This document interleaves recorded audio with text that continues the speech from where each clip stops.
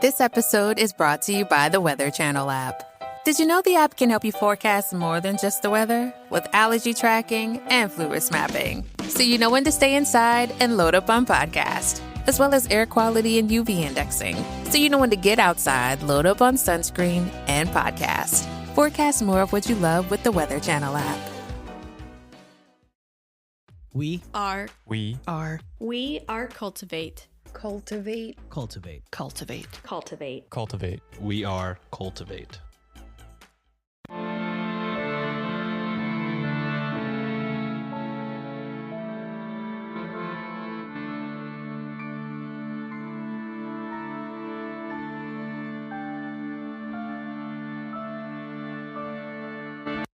Hello and welcome to Ye Olde Crime, where we discuss the funny, strange, and obscure crimes of yesteryear. I'm your host, Lindsay Valenti, and with me is my sister and co-host, Maddie Stengel. Hello. Hi. So before we dive into it, I did want to announce we no longer have a Patreon. I have shut her down. That's fair. Even though I'm unemployed right now. The episodes that I'm editing weren't getting edited fast enough to really feel like they were early access as promised. So I just kind of made the decision to shut it down. If you would like to support us still and you want another avenue, we do still have Buy Me a Coffee and Venmo if that's something that you would like to do. But Patreon is bye-bye. So I decided it would be fun to close out the year with another alliteration. So it's going to be Disastrous December. Okay. I was saying, December dead guys. Dead dudes of December. That can be next year's theme. The deadest of dudes. The deadest of dudes December. Triple D. Triple D-edly. Just kidding. We can't use that because Guy Fieri uses that. Oh, gross. Flavortown would just ruin us with a loss. Yeah. I apologize now. Yeah, sorry. Sorry. Keep that in the cubby. This week, I'm going to ease us into it. Okay. Just a tiny disaster. Aperitif disaster. We're going to be discussing the Lost Village of Triadelphia. Ooh, never heard of that. Exactly. That's good. That's lost. But if we go through the theme of our show, I really know very little. Every episode's like, what? Yeah, it's very rare that you're like, oh, I know a little bit about that thing, or I've heard of that thing before. Doesn't happen very often. Should be yield crime with uncultured swine, Madison. Information was pulled from the following sources: 2023 WUSA 9 article by Scott Broom, 2020 The Moco Show article, 2018 Triadelphia Exposed Research Paper by Dr. Stephen Curtis, 1990 The Montgomery County Story, Volume 33, Number 3 article by Mary Charlotte Crook, 1879 History of Montgomery County, Maryland article by Colonel T.H.B. Boyd, 3 links from the Archives of Maryland website, Atlas Obscura, a Brookville 1814 article, Genealogy at Pritchard, 2 Genie.com links, Sandy Spring Museum website, and 3 Wikipedia links. And links to all of these articles will be included in the show notes. If you want a playlist of all our episodes on YouTube, click the link in our show notes or in our link tree and subscribe today for not only a list of our full catalog, but a separate list as well, just of our Can You Crack the Cramp Word segments. The town of Triadelphia, which literally translates from Greek to three brothers, it's not literally, it's loosely translated to three brothers, was located on 516 acres of land along the south bank of the Patuxent River in Montgomery County, Maryland. Okay. I was wondering if it was the United States. I figured as much. Triadelphia, which was home to around 400 people at its height, was built on land that had been surveyed for Benjamin Gaither on April 8, 1725, and was established in 1809 by 3 Quaker brothers-in-law, Isaac Briggs, Caleb Bentley, and Thomas Moore. The men married 3 daughters of Roger Brooke IV and his wife Mary Matthews. The Brookes had 9 children, 6 girls and 3 boys. So, They took half the girls away. Okay. Town of many ladies. That's really... I don't know about 3 brothers marrying 3 sisters. Well, I mean, the in boys, same that's... the boys weren't related. The girls were. Oh, okay. I mean, that's not much better in my head. I don't know why. It just feels like the 3 girls were like sold off to the landowners. I can see how you'd feel that. Because they probably were a little bit. I can see how you would feel that. I mean, they had 11 mouths to feed. Now they had 3 less. Yeah. And land. That's true. Well, let's get into it. I solved it. I solved the mystery. We did it, you guys. It was all for land. It was all land. Isaac Briggs, so one of the brothers-in-law, was born in 1763, the son of Samuel and Mary Briggs, a pair of Quakers, in Haverford, Pennsylvania. He was 31 when he married Hannah Brooke, aged 24, on August 27th, 1794. The pair would have 8 children together. I mean, the land's not going to build itself, I guess. This is true. There was Anna in 1796, Mary in 1798, Deborah in 1799. There was a Deborah back then? Yeah. What? Sarah in 1801, Isaac Jr. in 1803, Elizabeth in 1807, Margaret in 1812, and William Henry in 1815. He was definitely the favorite because he got 2 names. He did. William Henry. He was the son they were holding out for. Sorry, other one. Isaac Jr. The other one. William's the favorite now. Isaac and Hannah lived at Sharon, which was a simple log cabin that he and his father built between Olney and Sandy Spring. He also taught school in Sandy Spring and aided a man named Andrew Ellicott in surveying and creating the city layout for Washington, D.C. So he's the demon that invented that hellhole. Yes. That hellscape. Yes.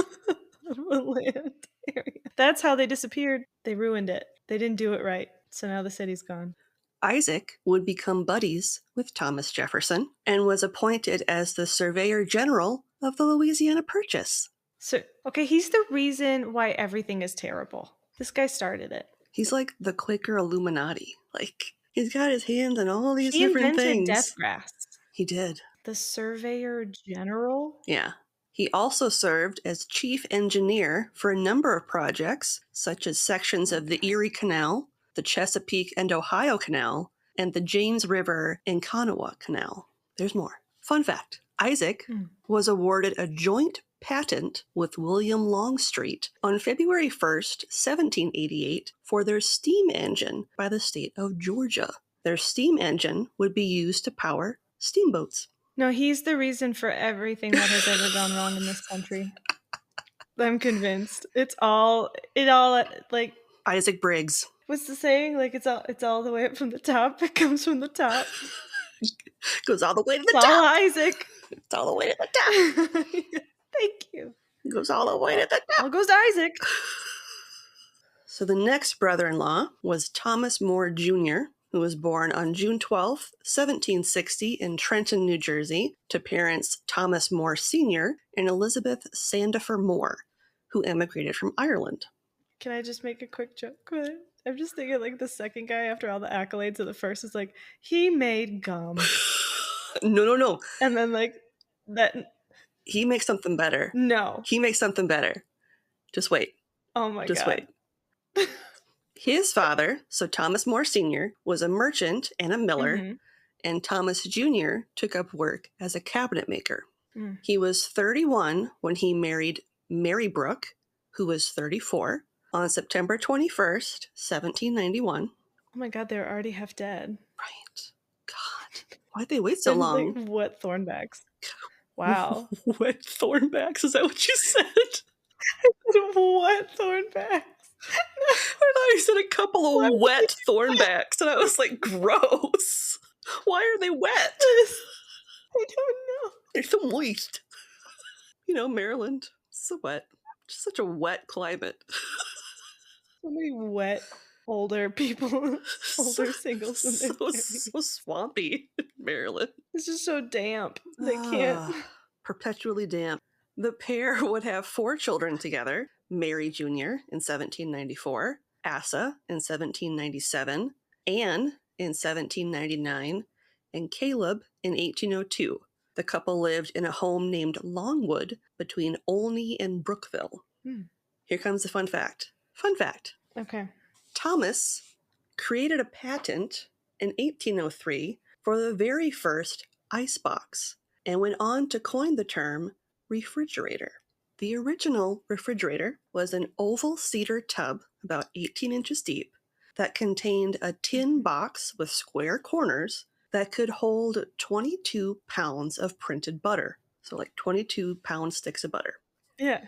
The design allowed for small lumps of ice to be placed between the tin and the wood. The icebox could travel up to 20 miles on the warmest day of the year, and the butter would still have retained its shape, and there would still be some ice left over in the container. Second fun fact. President Thomas Jefferson and other members of the federal government used Thomas's refrigerators. Yeah, because that would have been a high-end item at that point. Yep. And also, let's not forget, TJ was an asshole, okay? Like, total dick. If he liked you, you were probably not great. Jesus. Look what I did. I made an icebox. Aren't we, like, we're related to him, aren't we? I think we are. Oh, Jefferson? No, I think so. I don't remember. He wasn't that great. Thank you. Yeah. Oh, I thought you meant... Did he I thought you were talking about this Thomas, the Thomas that made the icebox, not Thomas Jefferson. No, I was saying I was Thomas, like... if you hung out with TJ, Thomas Jefferson, you suck. Oh, okay. It just said he bought it, not that they were like buddies. Not like that Isaac guy who was all like... Yeah, but I bet he was like, what's this, Thomas? Tell me more, Thomas. I want to know all of your secrets. Thomas also was a noted engineer, working on such projects as the James River Canal, the Chesapeake and Ohio Canal, and the construction of the causeway from Mason Island, which is now Roosevelt Island, in the Potomac River to the Virginia shore. For the last one, he was paid $24,000 in 1805, which today is $631,000. For just that one project. Yeah, to construct a causeway. And he made a fridge. Yeah, it's convenient that he was like on all the canals that the previous guy was onto. I think that's kind of how they met. Yeah, they're like, listen, you don't know how to make a canal? I don't either. Let's just make a bunch of money. Let's do it together. Ruin the lives of Americans for generations. Together. Making it look stupid and not do well. The third brother-in-law, Caleb Bentley, was born on January 29th, 1762, in Chester County, Pennsylvania, to parents Joseph and Mary Thatcher. He and his brother Eli were clockmakers and silversmiths. He was 29 when he married Sarah Brooke, who was 24, on April 20th, 1791. Still older. Yeah. Unfortunately, Sarah passed away on September 9th, 1805, at the age of 37 or 38. They didn't have any kids. He went on to remarry when he was 45 to a woman named Henrietta Thomas, age 25, on August 6th, 1807. So she was 20 years his junior. Yeah, I know. Yeah. But it was, it's fine. They would have 3 children together, Mary in 1808, Sarah in 1814, and Richard in 1819. I think it's kind of weird that he named one of his kids after his dead wife, but you do you. Well, also, they all named their kids Sarah and Mary. Yeah, that was a really common name back then. I know. It was just be like, mine's with an H. Mine doesn't have an H. Mine's S-A-R. That's just the noise I made when I came out. Instead of Mary, M-A-R-Y, it's like Mary, like M-E-I. Miri. And Miriam Bright. She's like, I'm different. My dad made more canals than yours did. Mm-hmm. Caleb had a home built in Brookville, Maryland, where he operated a store and worked as the postmaster from 1802 to 1815. Ooh, that's a powerful person back then. Fun fact, his home, known now as Madison House, is where President James Madison hid in August 1814 after the British burned the White House in D.C. He's like, yeah, you can stay at my house. He's like, you can stay you here. You can crash here. It's cool. You can crash here. It's cool. I won't let them burn you, man. He would also be the only of the 3 men to do the bulk of the running of Triadelphia. So of the 3, he was the one that did the most for this town. Good for him. Good for Caleb. I like him the most so far. Yeah. And with that, we'll transition back to Triadelphia, now that you know the history of the 3 dudes that founded it. Yeah, what were we talking about? So in 1809, the 3 men I just described to you founded the town, Yeah. which would be a mill community. Isaac personally oversaw the construction of the cotton factory and the grist mill. And grist mills are traditionally where grains would be ground. Okay. Well, there's a lot of power and money in that. Yep. And remember, this is located off the Patuxent River, so it's water powered, and they use like a water wheel, a wooden water wheel for the mills. Okay. The founding of the town couldn't have come at a better time, as cotton mania started to sweep the nation the year prior in 1808. This was in response to the United States embargo in 1807, which cut off all trade with England and France, significantly reduced the price of raw cotton, and increased the demand for finished cotton products like cotton yarn. Nice. And it's a good thing they started when they did. In 1808, only 15 mills across the country spun cotton. Interesting. Okay. By the end of 1809, that number had jumped to 87. That's not good. Yeah, in a year. In Triadelphia's factory, it was originally stocked with 156 spindles, but could accommodate as many as 1,200. Dang. Yeah. I would have hated to work when they were at the 1,200 number in one building. Oh my God. The town, although small, wasn't lacking in industry. In addition to the mills, it was home to a farm, a store, a smithy, a cooperage. As a reminder, those are the ones that build like barrels, stables, Mount Carmel Methodist Church, a post office, a wheelwright shop, a cabinet shop, an orchard, a meat house, a lime kiln, which sounds terrifying, Okay. a schoolhouse, a garden area, Oddfellows Hall, and 15 detached houses and 11 double houses for the factory workers and the local residents. So this is a cult compound. It's a... That's what all of that is. I mean, like, even down to, like, the lime kiln, it was like, yeah, they were doing, like, magic demon shit. and that's where it went. It just went, whoop. It puts the lime in the kiln.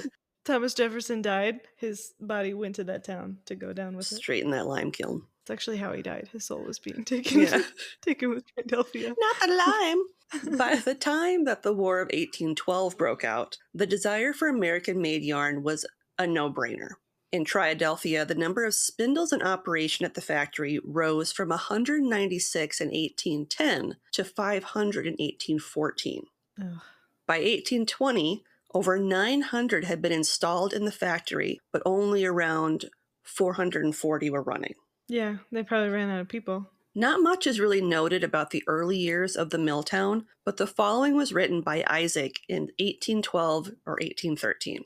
Quote, "Our force of water is amply sufficient for driving a grist mill of 2 pair of stones, a sawmill, and a cotton spinning mill of 5,000 spindles. And we have convenient room for all these mills. An adequate dam and race are already made. A grist mill of 1 pair of stones and a sawmill are now in complete operation." I forgot about the sawmill. "A cotton spinning mill is erected calculated for 1,200 spindles, in which we now employ 196 spindles, as already stated. The profits of this grist mill and sawmill and the rents of homes, I suppose, would be equal to the current 23 expenses of our families." End quote. That's going to be important. Yeah. Although poised for success, not everything was smooth sailing for the factory. What?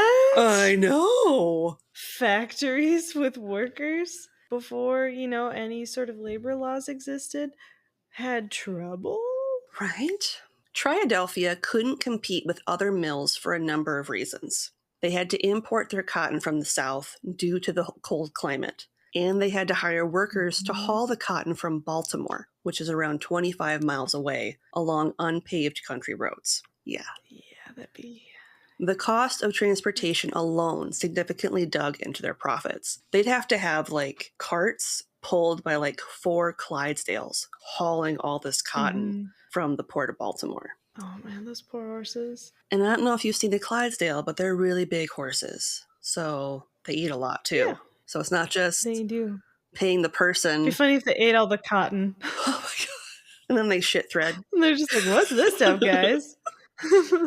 In addition to being much smaller than their competition, they also weren't diversified in their product offerings. While other factories produced finished cloth, Triadelphia only produced cotton yarn. They also sold their product at a higher margin, mainly to other Quaker communities. Quaker yarn. Yeah.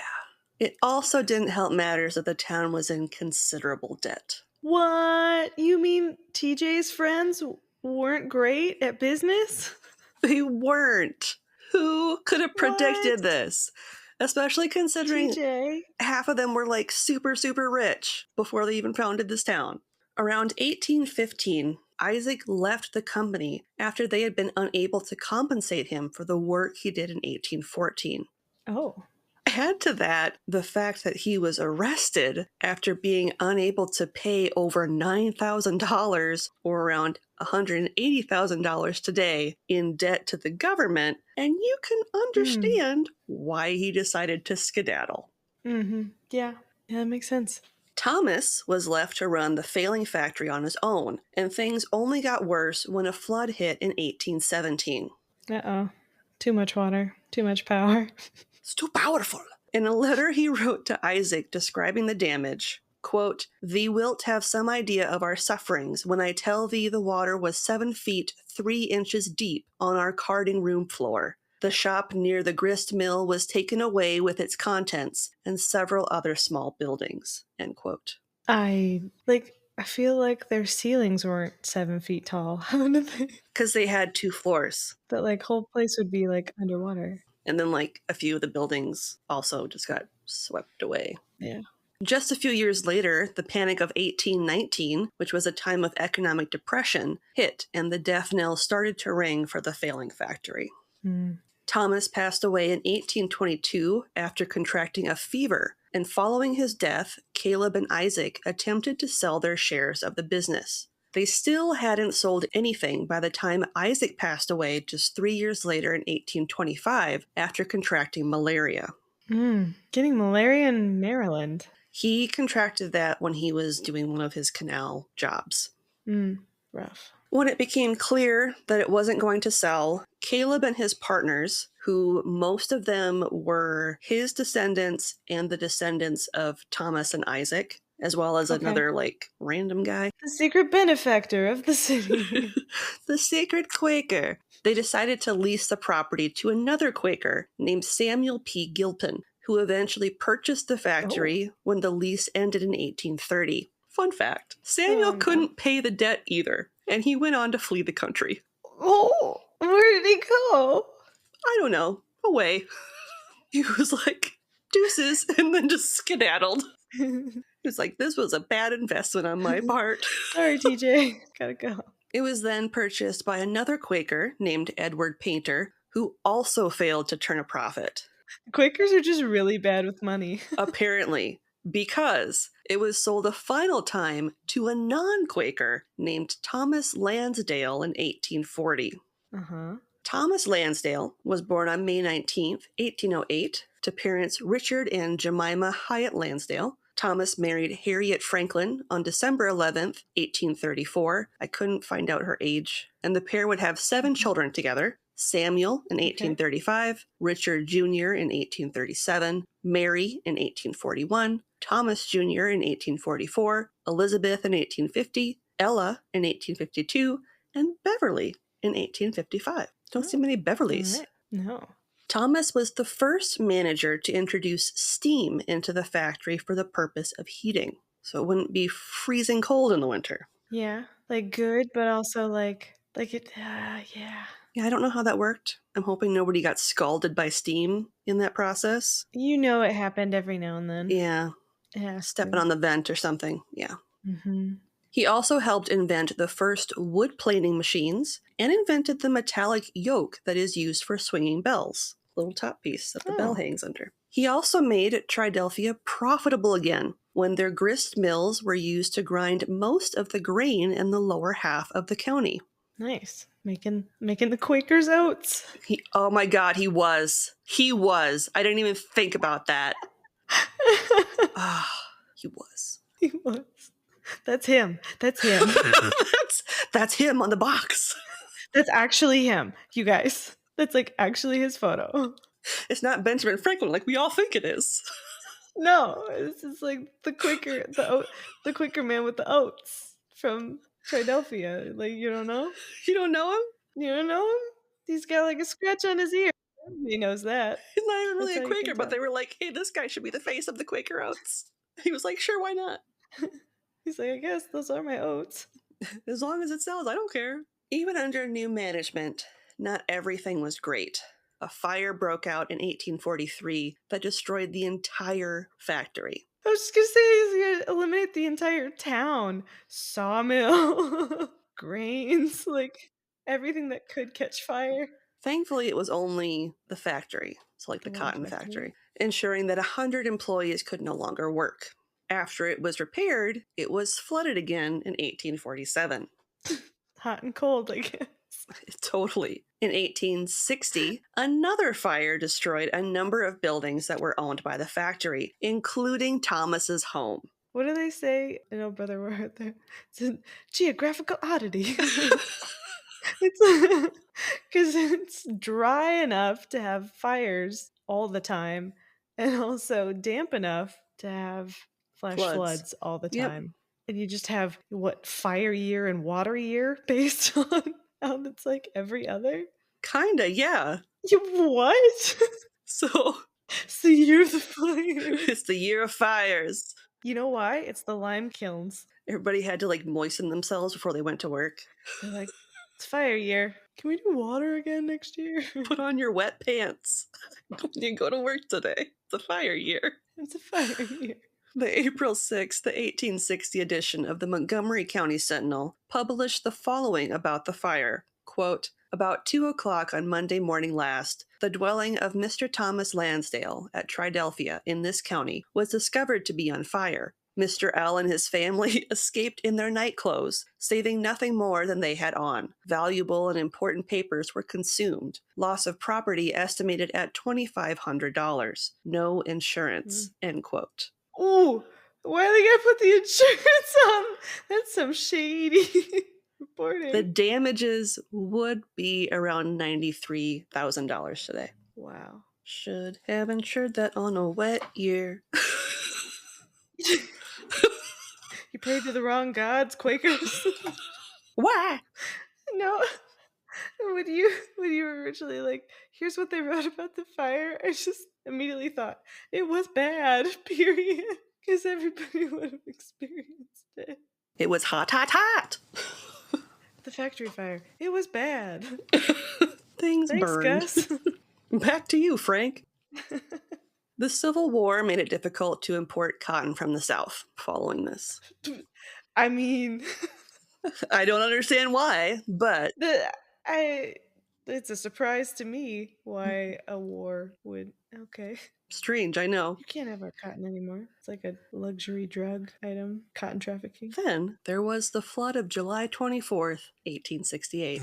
Oh no, it's down to the day. One diary entry from that day read, quote, great flood in Ellicott City, 40 to 60 persons drowned. Number of houses washed away. Also, several houses washed away in Triadelphia, end quote. Oh, I need to know what the landscape of this town is because these floods are so devastating consistently. Like, I think it's a floodplain.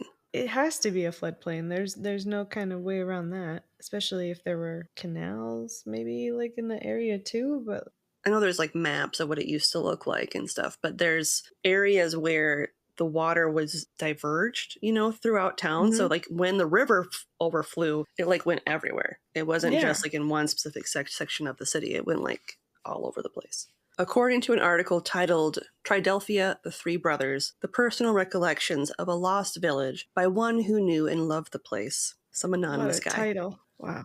Quote, "The disastrous flood of 1868 had swept the village away, leaving only the bare and broken walls of the cotton factory, grist mill, church, store, and 3 dwellings, all of which had become more dilapidated since the flood, thus giving additional gloom and sadness to every aspect of desolation that the ruins of the village presented." End quote.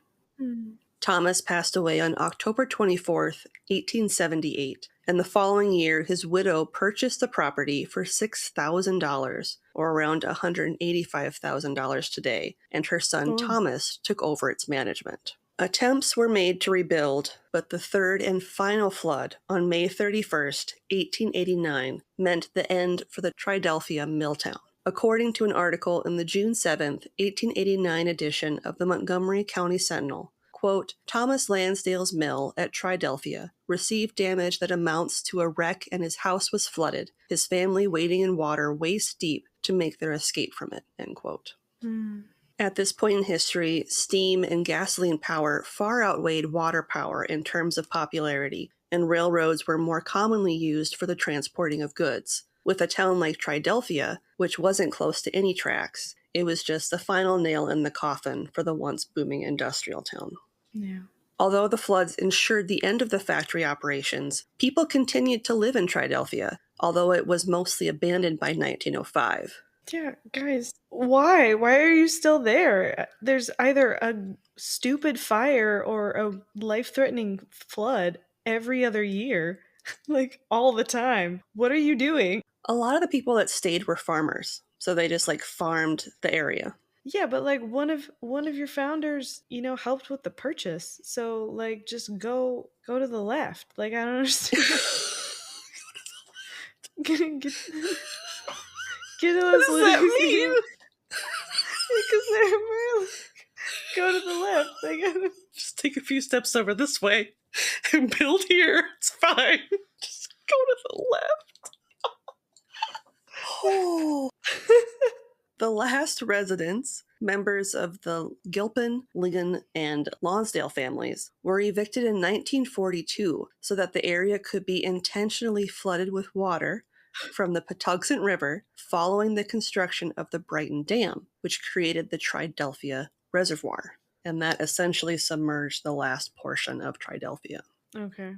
Good. Why did it take them so long? My God. I don't know. Not much remains of Triadelphia today. The cemetery was recently discovered on land belonging to the Washington Suburban Sanitary Commission. The second is the Triadelphia Bell, which had originally been purchased in the 1840s for the Montgomery Company, which is what they renamed the factory, to call the mill hands into work each day. The bell fell into disuse after the 1889 flood, before funds were raised in 1902 to have it moved to Sherwood School, where it continues to be displayed today. So it's kind of outside the school. Nice. In 2023, water in the Triadelphia Reservoir was significantly reduced when it was drawn down by the Washington Suburban Sanitary Commission so they could conduct a sediment control project near the Brighton Dam. Thanks to the low water levels, ruins of Triadelphia had been exposed, renewing interest in the once thriving industrial community. Unfortunately, the foundations that had been discovered by a drone pilot named Tim Pruss of Olney, Maryland, would once again be covered over by water from the reservoir at the conclusion of the survey, burying the village under another flood of water. Just keeps flooding. Why? Why would you stay there? It's would you just go to the left on the fire years and then you come back for the flood years?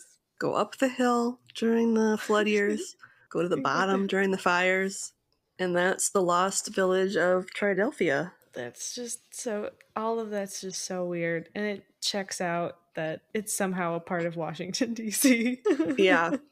I didn't know anything about the history of the 3 dudes that founded it until I started researching. Yeah. And I was just like, how were these 3 guys so important? And then they had this town that failed, so bad. Yeah. They just horribly mismanaged this town. And it's not the workers' fault. It was just a matter of poor planning. Because they were oh, we'll capitalize on the whole cotton thing. Yeah. And their prices were almost twice what other places were charging for yarn. They were the Quaker yarn. But it's Quaker yarn. The whole business model was like, of course, people aren't going to spend more money on yarn when they could buy it in a mill literally down the street, because there were so many of them. Mm-hmm. It just goes to show that just because you can be smart as an inventor and an engineer, don't mean you're good with money. Does it? Yeah. You can invent something and still be not good at managing things. You're just not great at much, you know? Maybe have somebody else manage the books. That's all I'm saying. You know, you've made holes in towns, canals. You don't need to run one. Got something you want to say? Shoot us an email over at yeoldecrimepodcast@gmail.com. We'd love to hear your story ideas, see any gifts you send our way, or if you just want to say hello. We're pretty friendly. Speaking of friendly, if you'd like to have real-time conversations with us, consider joining our Discord over at the Cultivate Network. You can chat with us over at the Old Crimers Cubby, or catch up with any of the other great creators that are part of the Cultivate family of podcasts. Just click the link in our show notes or over on our link tree to get started today. Tired of the same old podcasts every week? When you're ready for something different, come give us a shot. Greetings. We're Technically a Conversation, a podcast for curious people by curious people. Every week, we take turns sharing a new topic, and the other host has no idea what the topic will be. Our topics are all over the place, from light and funny to dark and sometimes spooky. We've covered everything from true crime, historical events and people, pop culture icons, the supernatural and occult. I like that. And legends and folklore. My favorite. We're like the Dollar Tree stuff you should know. Except completely different. No matter what the topic is, we try to make the episodes funny. Yeah, you may not want to advertise that. Our jokes aren't very good. What are you talking about? My jokes are fantastic. Hey, I get paid to laugh either way. Wait, you get paid? Check us out at technicallyaconversation.com, Apple Podcasts, Spotify, or wherever you get your podcasts. Shout out to the 11.5 people that listen to us on Google Podcasts. Wait, you said you were getting paid? And this month, we're going to be promoting a specific podcast. So we're partnering with the Technically a Conversation podcast, which is for curious people by curious people. And each week, they take turns presenting a new topic that the other hosts have no idea what the topic will be. Very similar to our show. They strive to entertain and educate in a way that's loose and fun. Their topics are all over the place, from light and funny to dark and sometimes spooky. And we will have a link to their show in the show notes. Nice. And this week's listener question comes from our friend Carrie Ann. And she wants to know, what made you want to start a podcast and how did you get Maddie in it? So it's just for you. I mean, you agreed to it, so I need to kind of know why. No. But I really liked lore, and I liked reading about and researching older cases and stories, and I subscribed to a few different newsletters where I would get these random articles and save them in what ended up becoming my master spreadsheet. And I just, as the pandemic hit, suggested it to Maddie on a whim. And then you can take over the conversation now. Yeah. It was pretty funny because it was right when, the stay-at-home orders were kind of enacted. And I lived alone at the time, and I was really missing my family, and it was a really fun way to still have that time to just talk to my sister and hang out during the pandemic. So initially, because you and I were both like, you're going to be the only one listening to these, because it would be, as you edit, it was an easy yes, because it was just having conversations with my sister and learning something fun. It just, recorded. I still do it mostly just to hang out with you, but it's also kind of fun to learn all the new stories and stuff, because, I know nothing. just big, huge, big idiot. Big dumb face. Just a big dumb. You're not. So that's how we started the podcast. On that note, what's something good you'd like to share? I feel like I have a very victorious one. So it is super cold in my townhome on the first level as opposed to the second level. And I know heat rises, whatever. We've got high ceilings, whatever. I thought And in my heart, when we moved in, that the windows weren't properly sealed. Like all the cold is coming in from there. Mm-hmm. And of course, of course it's not. It's a new build. They wouldn't have done that. Well, they've Mm-hmm. had like silly mistakes before. So I got the window cling insulation kit Oh, to keep yeah.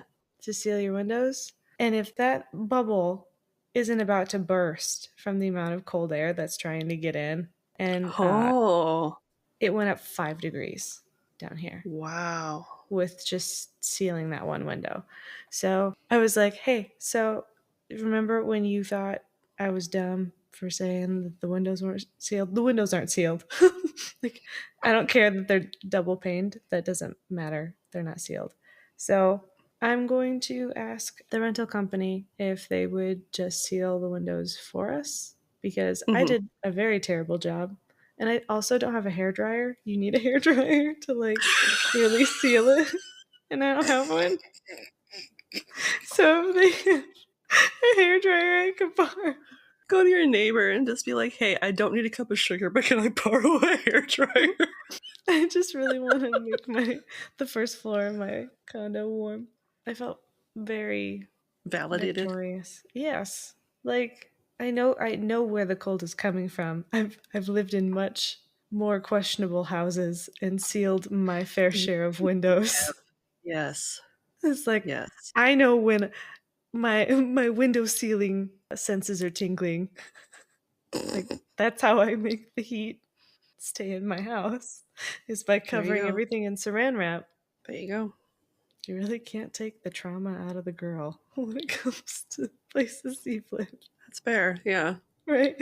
Like, why do you keep double-sided tape and saran wrap in your house?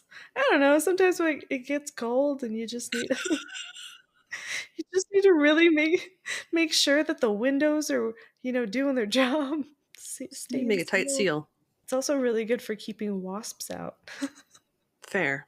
Fair. Yeah. But yeah, that's what about you? What's one good thing? My boy Charlie, I feel like his enclosure has been really sad for a while. Like he hasn't had enough enrichment items in his enclosure to Yeah. keep him entertained. To keep him from belly flopping from his Yeah. ceiling. So I went out yesterday and I bought some new like hide type things, and it's a bird swing, which is hilarious. It's like a platform Okay. of kind of like that like hemp hammock material, Okay. Yeah. and then it's got like 4 secure things to like secure it Mhm. as a little standalone thing. And I bought some fake like fern leaves, Mhm. and so I MacGyvered Mhm. because the top of his enclosure has like teeny tiny little holes on it. Okay.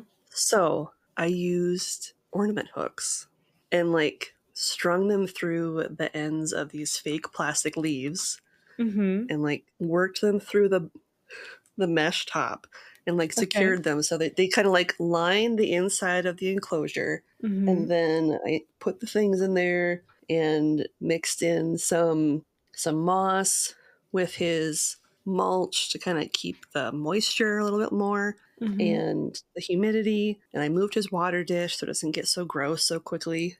And Mhm.